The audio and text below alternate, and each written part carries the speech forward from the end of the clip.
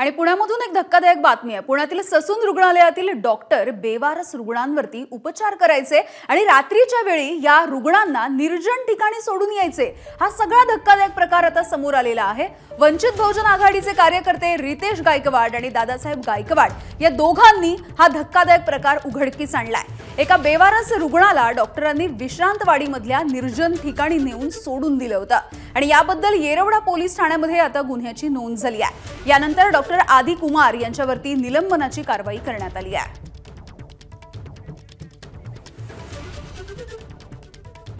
तर ससून मधलं हे प्रकरण नेमकं उघडकीस कसं आलं बघूयात।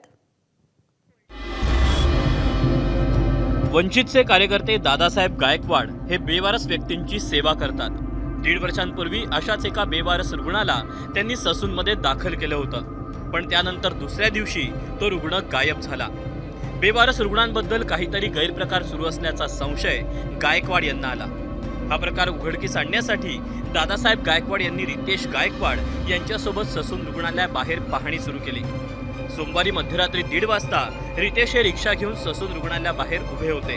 त्यावेळी ससून रुग्णालयातील डॉक्टरांनी त्यांना रिक्षावाला समजून रुग्णाला सोडून नेण्याची विनंती केली।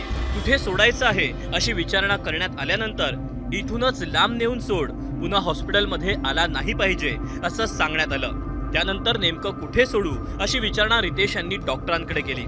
त्यानंतर तू नवीन आहेस, आमचा नेहमीचा रिक्षेवाला 500 रुपये दिले की बरोबर सोडून येतो असं डॉक्टरांनी सांगितलं।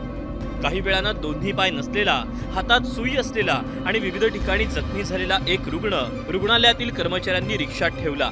त्या रुग्णाला घेऊन रिक्षासोबत डॉक्टर आणि त्यांचा सहकारी विश्रांतवाडी इथे एका दाट वडाच्या झाडाजवळ पोहोचले।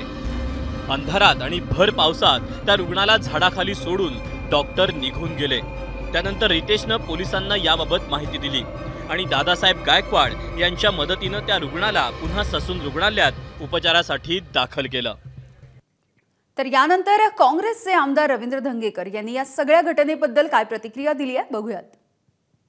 पण कालच एक व्हिडिओ पाहिला आणि त्या व्हिडिओमध्ये एक 32 वर्षाचा रुग्ण ज्या पद्धतीनं सोडून दिला आहे रस्त्यावर आणि ते माणुसकीला काळिंबा फासण्याचा जो प्रकार झालेला आहे, तर त्याच्या संदर्भात मी त्यांच्याशी आज भेटलो आणि त्यांना मी आज इथे याच्यासाठीच बोलतो की त्याला जोपर्यंत निलंबित करत नाही तोपर्यंत मी उठणार नाही असं त्यांना मी सांगितलं आहे।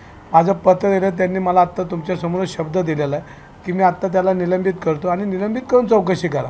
चौकशी करून निलंबित करू नका, पहिले निलंबित करा मग चौकशी करा। आणि अशा पद्धतीने जर ससूनमध्ये होत असेल तर ही प्रकार घृणास्पद आहे आणि हा माणुसकीला काळिंबा फासणार आहे। एबीपी माझा, उघडा डोळे बघा नीट।